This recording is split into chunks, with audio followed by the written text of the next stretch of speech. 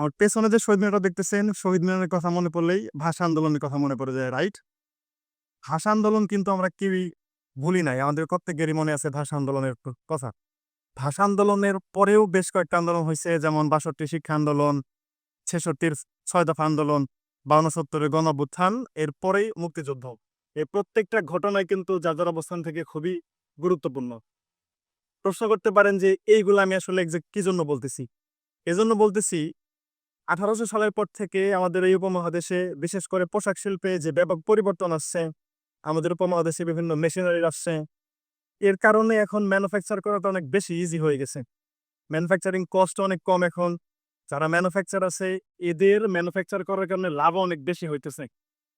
এই যে এত বিপ্লব, এত মেশিনারিজ আসছে, এরপরেও কিন্তু আমাদের হ্যান্ডলুম ঠিকই নিজের অবস্থানে টিকে আছে। মানুষ এখনো কিন্তু হ্যান্ডলুমের কাপড় খোঁজে। ২০২৫ আসার পরেও মানুষ কিন্তু চায় এখন একটা হ্যান্ডলুমের কাপড় পরতে।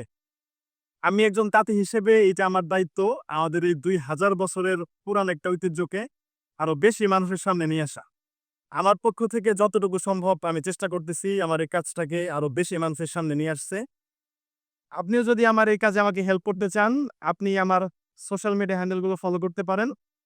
আপনার জাস্ট একটা ফলো বা একটা সাবস্ক্রিপশনের কারণে আমার এই কাজটা আরো বেশি মানুষের সামনে যাবে। আল্টিমেটলি আমার খুব বড় একটা হেল্প হবে।